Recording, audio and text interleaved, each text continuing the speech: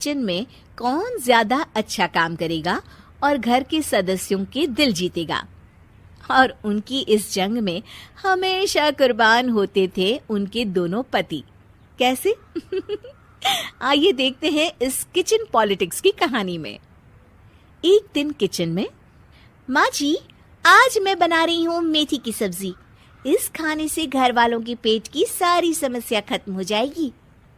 और मैं बना रही हूँ तड़के वाली छाछ, जिसे पीते ही गैस की समस्या कभी नहीं होगी। दोनों अपने अपने खाने को लेकर टेबल पर पहुंच जाती हैं।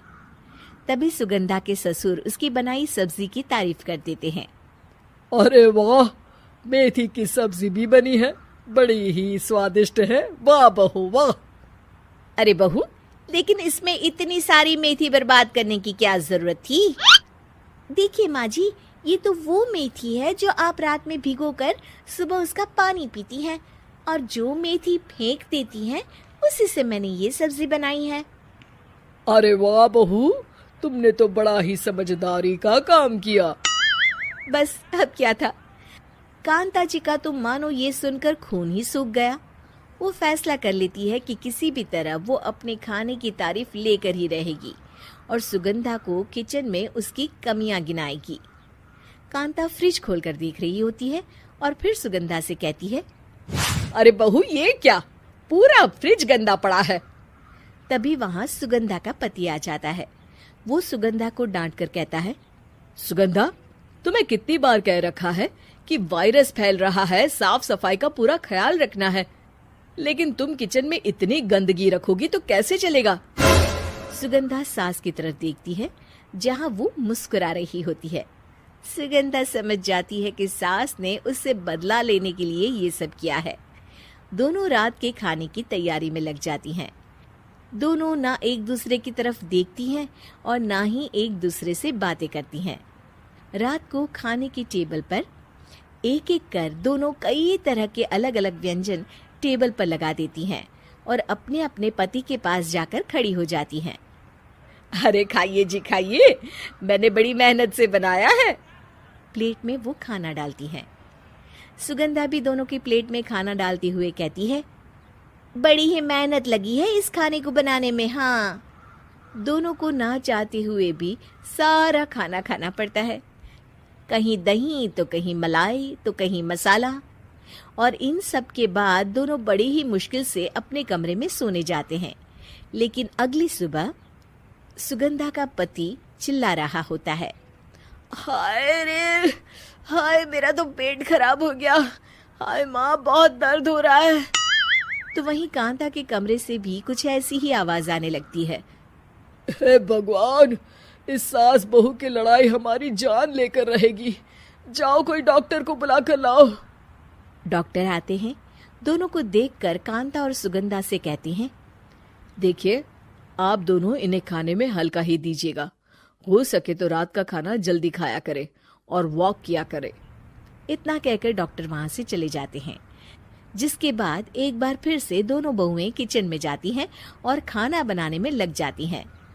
रात में खाने के टेबल पर दोनों एक बार फिर से खाना लगाने लगती है। पापा जी, मैंने ये पतली मूंग की दाल की खिचड़ी के साथ ये पापड़ और पुदीने की चटनी भी बनाई है। अरे बहू, अभी अभी बेचारे पेट की बीमारी से गुजरे हैं। इतना भारी खाना तो डॉक्टर ने भी मना किया है ना। देखिए, मैंने आप दोनों के लिए सूप बनाया है। और दोनों उन लोगों की प्लेट में खाना डालने लगती हैं। तभी दोनों एक साथ बोल पड़ते हैं, बस करो, हमें माफ करो। हमें नहीं खाना इस घर में, ना खिचड़ी और ना ही सूप। हम इंसान हैं, एक वक्त में एक ही खाना खा सकते हैं। बस करो, हमें माफ करो। हमें नहीं खाना इस घर में, ना खिचड़ी और ना ही सूप। हम इंसान हैं, एक वक्त में एक ही खाना खा सकते हैं। इतना कहकर वो दोनों वहां से चले जाते हैं। कहानी का अंत। आप लोग उम्मीद कर रहे होंगे कि अंत में सब ठीक हो जाएगा। नहीं जनाब, अगर सास बहू के बीच सब ठीक हो जाए तो आप ये सीरीज देखे ही क्यों?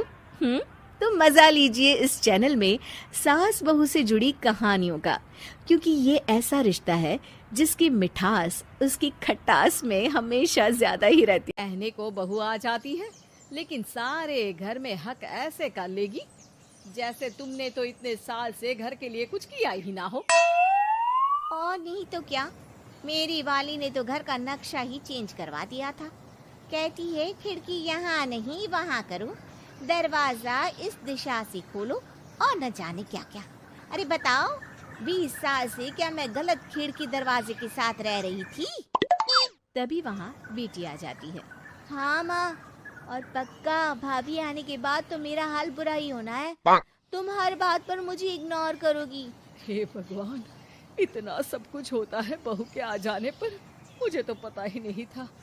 अरे एक हमारा जमाना था। अरे हमारा जमाना तो भूल ही जाओ कि सास के हाथ में कमान होती थी और हम कठपुतली। जीवन भर कठपुतली ही रहना है, पहले सास की और अब बहू की। खैर, मुर्गे की अम्मा कब तक खैर मनाती। हो जाती है बेटी की शादी और घर आ जाती है प्यारी सी पल्लवी। माँ जी चाय लीजिए। सास जो कि पहले से डरी हुई थी, हाँ लाओ लाओ। लेकिन चाय पीते ही थू, अरे इसमें किरकिरा सा क्या है? चाय में चीनी तो है ही नहीं। माँ जी वो ये बता रहे थे कि आपको शुगर की बीमारी है, तो मैंने चीनी की जगह गुड़ का पाउडर डाला है, वो शुगर के लिए ठीक रहेगा। सास गुस्से से लाल हो जाती है। अरे नहीं नहीं, मैंने जीवन भर चीनी की ही चाय पी है, तो मैं तो चीनी वाली ही चाय पीऊंगी। तुम आई और मैं नियम बदल दूं? ऐसी सास नहीं हूं मैं, समझी? पल्लवी को समझ में नहीं आता कि सास को हो क्या गया है। अरे माँ जी हुआ क्या है, आप तो भड़क गई। तभी वहाँ ननद आ जाती है। तो आप काम ही ऐसा कर रही हैं ना भाभी? अरे भाई, मैंने क्या किया? शुगर के पेशेंट को चीनी नहीं पीनी चाहिए, तो मैंने चाय में चीनी नहीं डाली। इसमें मुझे तो नहीं लगता कि मैंने कुछ गलत किया। भाभी पहली बात ये कि जबान चलाने की जरूरत नहीं है, क्योंकि हम लोगों को भी बोलना आता है। बाकी आपका क्या मतलब है कि हम लोग माँ का ख्याल नहीं रखते हैं? आपको ही सारी साइंस की नॉलेज है। पल्लवी समझ जाती है कि इन लोगों के दिमाग में बहू को लेकर धारणा गलत ही है, इसलिए वो बिना कुछ बोले वहां से चली जाती है।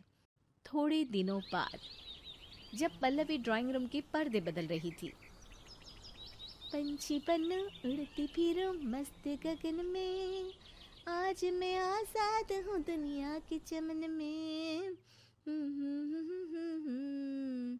वाह जी वाह, आजाद होना तो अच्छी बात है, लेकिन हम लोग भी गुलाम नहीं है। ये पर्दे किससे पूछकर बदले जा रहे हैं, जरा बताओगी? अरे सासू माँ, जब से आई हूँ सोच रही थी कि पर्दे ठीक नहीं है। पता है, पर्दे इतने हल्के हैं कि दिन में बाहर से पूरा घर दिखता है। लोग झांकते हुए रास्ते से निकलते हैं, ये मुझे अच्छा नहीं लगता है। अरे वाह जी वाह, 5 साल से तो ये पर्दा लगा है, तब तो लोगों ने झांका नहीं। आज तुम आई हो तो लोग घर में झांकने लग गए, क्यों? अरे भाभी, आपको ये तो नहीं लगता कि आप हीरोइन जैसी दिखती हो, या इतनी सुंदर हो कि लोग आपको झांक झांक कर देखते रहें? मैं भी रहती हूँ इस घर में, लेकिन मजाल है। पल्लवी सर पर हाथ रख लेती है, पर्दे लगाकर पुराने पर्दों को हटा देती है और निकल जाती है। देखा माँ, इसे कहते हैं मनमर्जी। आपने मना किया, फिर भी भाभी ने पर्दे हटा ही दिए। ठीक है बेटा, शुक्र करना पर्दे ही हटाए हैं। अरे कहीं किसी दिन ये हमें ही ना हटा दे। ऐसे कैसे हटा देंगी, हम क्या पर्दे हैं? दिन बीतते हैं और एक दिन सास और ननद वॉक पर निकली होती है कि पड़ोसन। क्या बात है, आजकल तो आप लोगों की कोई खोज खबर ही नहीं है। तरस गए हम लोग तो। अरे नहीं नहीं, बस घर पर ही रहते हैं पहले जैसे। पहले भी तो इतनी ही खोज खबर थी ना। अरे नहीं नहीं, पहले की बात और थी। और बताओ बेटा, बॉयफ्रेंड से चक्कर चल रहा है कि खत्म हो गया? पहले तो पर्दे से दिख जाता था कैसे तुम सारा दिन टेलीफोन पर लगी रहती थी, कभी शर्माती कभी रोती। अब तो पर्दे भी मोटे लगा लिए तो कुछ ठीक से दिखाई भी नहीं देता। हाँ, नहीं, मतलब